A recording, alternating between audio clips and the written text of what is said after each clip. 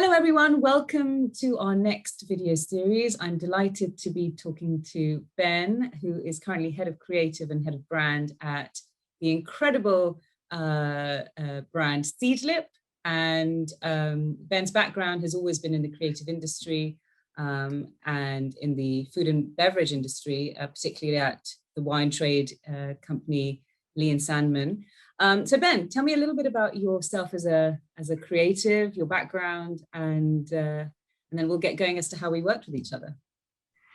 Yeah, so thanks for having me. So I studied graphic design at uni. Throughout uni, always had a passion for kind of how do I make graphic design work within the food and drink industry. From kind of walking around grocery aisles, looking at all the little packaging designs from toothpaste to cereals and the colorways that are used and different cues that designers would play with within that world. And so I then found myself working for a wine trader, Lee and Sandman, as a marketing exec / creative manager, wrapped up in one role. And it was there that I kind of then realized actually there's so many opportunities within the spirits world within there in terms of their brands versus the wine brands, if you like, which are a bit more restricted. So going back sort of circa 5 years prior to that, Ben Branson, who would later go on to found Seedlip, reached out to me on Instagram. At the time I was doing paintings of animals, in particular Highland cows. And Ben reached out to me out of the blue and asked if I would like to paint him a commission of a Highland cow painting, which I gladly did, and that was great. And I then sort of kept tabs on this chap, Ben, on Instagram for the next few years. And whilst my time at Lee and Sandman, I'd see this brand Seedlip popping up on Ben's Instagram, and more people were coming into the wine shops asking for lower ABV wine or non-alcoholic drinks or what those sorts of queries. And then we started stocking Seedlip. And then long story short, from there, I noticed Seedlip were then looking for a marketing exec role, which I immediately reached out to Ben about and started my time at Seedlip there, which was now just over 4.5 years ago. I think we've almost known each other for that length of time. So yes, when you were in your role as a marketing executive, you reached out to us at Supreme Creations and you said, look, we're looking for something to, as part of our sampling campaign, to get the brand out there even more. And hence you used our services. So tell our audience a little bit about what the brief was originally, because we've evolved over time in terms of the products that we deliver. Yeah. So we've done a, I remember you came to it was our second little office in Marylebone, down in the basement, surrounded by random bits of taxidermy and bits and bobs that we used to have in our old Seedlip offices. At that stage, we're still very much growing the brand, figuring out what do we need, what are we trying to do, what are we trying to achieve. And within that world that we sort of crossed paths with you or spoke about with you was the sampling campaign, the kind of large quantity bags that I think it was Waitrose we were doing, giving out free samples with every online order. And then as well as that, we were looking for a kind of a hero brand tote bag. And so obviously the hero brand tote bag, a bit chunkier, a bit more premium. We're a drinks brand, people will likely be carrying bottles in these tote bags. What can we do to make these tote bags more bespoke for us and for bottles? I remember sending dimensions of our bottles to someone with you guys, and we came up with this design that essentially had two perfectly shaped seedlip bottle pockets on the inside of the handles, just inside the tote. So you could walk around and carry your bottles, but also carry whatever else you were needing to carry. Yeah, and as someone who doesn't drink, I fell in love with your brand. For anyone who doesn't know about Seedlip, you are a non-alcoholic spirits brand, or a low alcohol spirits brand. Is that right? Yeah. So yeah, the world's first distilled non-alcoholic spirits, launched in 2016. And you've grown from strength to strength, and you're pretty much present in every bar that you want to be seen in around the world, or airlines are stocking you, and I know you're on British Airways, and you're in all of the sort of premium grocery stores, as well as I think now the mainstream grocery stores. Is that right? Yeah, the big four, certainly, and then lots of lovely delis, lots of shops that traditional alcoholic spirit brands may not be stocked in. So we talked about nature as a kind of guiding force within Seedlip. So garden centers, we were quick to align with them from a brand perspective, and because we were non-alcoholic, they could also stock us, and we looked fit in with the kind of nature vibes of a garden center. And then places like Oliver Bonus, Anthropology, so the kind of non-traditional. And you were almost seen as a gift item at these sort of Oliver Bonus and Anthropology stores. I'll let you say why you chose to work with us over other suppliers, because you did obviously need to tender with other suppliers. But I remember it was firstly the personal connection that we sort of got on, and we shared your vision for having nature at the center of your communications plan. And I think it was the Bags of Ethics label which became very important from an alignment point of view of how you wanted to be seen. Is that right? Yeah, absolutely. And first and foremost, the personal connection, which myself and at the time the marketing manager Ben Thompson found with you, we were like, great, this can work. We like Smruti, we can and then everything that you talked to us about, and everything that Bags of Ethics and Supreme Creation stood for, from a kind of sustainability point of view, ethical point of view, was totally on point for what we were looking for when we made anything with Seedlip. And they're down to the details, which I think we shared once on our Instagram. A photo of a lovely lady in one of the factories making one of the Seedlip tote bags, which just gave us that transparency through that process that we were looking for as a brand, and what we knew our consumers were also hoping to see from us as a brand, and how we sourced and made our assets, which you guys were more than able to bring to the table.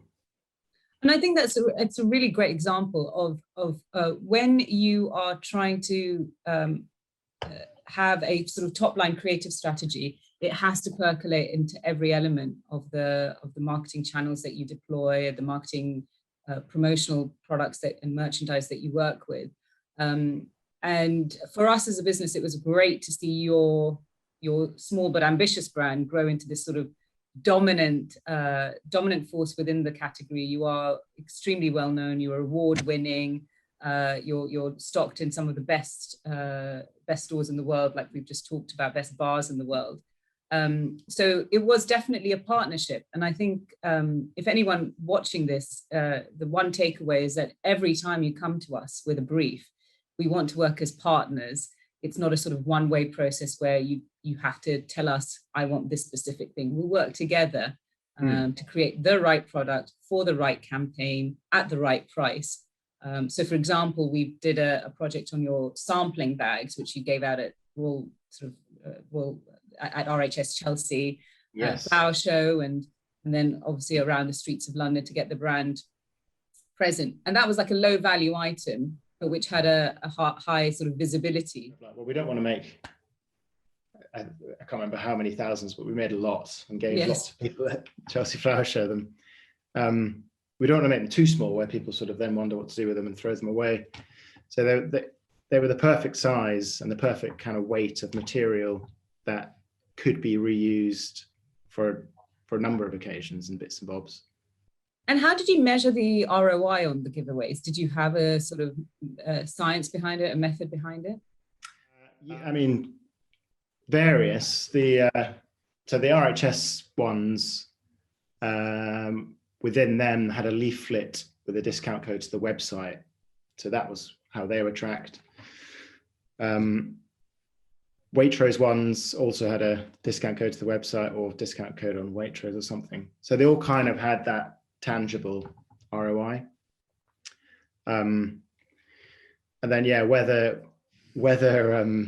Peas and Love, which we put on them all, became more of a recognized brand message from us. Slightly less able to quantify that, but my role within the brand, I certainly felt that however many thousands of tote bags we've got floating around in people's houses with Peas and Love on, I think certainly does the brand justice, which we can't necessarily track. Yeah, our little walking billboards. I mean, I've seen these things floating around years later around London, so it clearly has had a long-lasting impact. Yeah, I've likewise seen quite a few walking around London, and they look so smart. Then the sort of the hero ones, if you like, chunky, durable, look great. They're smart bits of kit, which people smart bits of kit, which is it. And so we've evolved together to create even more sort of premium products with you. From sort of, understand, I've not been working on these projects, but I understand sort of bar kit rolls. Yes, because it was one of, I remember you and I chatting in Marylebone again. Yeah, trying to remember the name of that little lovely deli, which we spent a lot of time at. But yeah, you and I were chatting, and it was just like, hi Ben, we're Supreme Creations. We don't just have to make tote bags. We don't just have to make this. We've got people around the world who can make anything you like, out of anything you like. So from that, it was a couple of years later, we were like, right, well, we need some bar kit rolls. Our old ones are out of stock. They were made with some very unethical manufacturer somewhere, no doubt, in Stevelip's early years. So like, right, let's pick that conversation up again and see what we can make, and just literally sent the dimensions of our bar kit, the cocktail shaker, one of these, just sort of around there. We need to fit one of those. We need to fit a cocktail spoon. We need to fit some of this, that. And then, yeah, this very smooth process of picking the materials, picking the designs. And I think you're very helpful and friendly, Natalia. Yeah. Did a wonderful job ensuring smooth delivery of those. Great. Well, I mean, it's music to our ears to see that actually the creative process is not just number one, a linear one. You know, it's definitely a back and forth and a collaborative one. But number two, that you are, as a premium brand, you're a luxury brand with very strong brand guidelines and brand values that we certainly match up, and you're very proud to talk about. So it's wonderful to hear, and I'm so happy that certainly when we communicate back to the factory in Pondicherry, as you say, we have a 90% female workforce, and a lot of them haven't got a clue about some of the brands that we work with, and so we always try and communicate with them. Look, these are the brands that we're working with, and for them, it's a mark of real recognition to be producing something for consumers all around the world. But to be recognized at such a high production level, it's a craft. It's a craft to be a tailor. And as someone who paints and draws yourself, you know that these sort of kind of skills, when you're using your hands and you're using machinery and you're working with colors and inks, it's a real, it's wonderful to hear that the product is loved and the product is appreciated for all of the little details. Yes, yes. And yeah, being able to see those lovely ladies making something that a brand wouldn't necessarily see those sorts of things being made. You know, as far as we as a brand are exposed to how we make things, it's sort of the bottling plant, the bit of distillation. It's that. There's so much other stuff that a brand makes and creates, which just tends to appear and delivered to a warehouse, and then it's given out or whatever. But being able to tangibly see who's making what and know that person knows that it's the Seedlip brand, it's the Peas and Love guys again, is such a nice thing. It makes it all worthwhile, and I think that's what, you know, the people and the planet message that we always have actively promoted for over 20 years, you know, is it's very important to recognize the people along each and every element of the supply chain, because it is vast, and it can be forgotten, and it's very important to champion.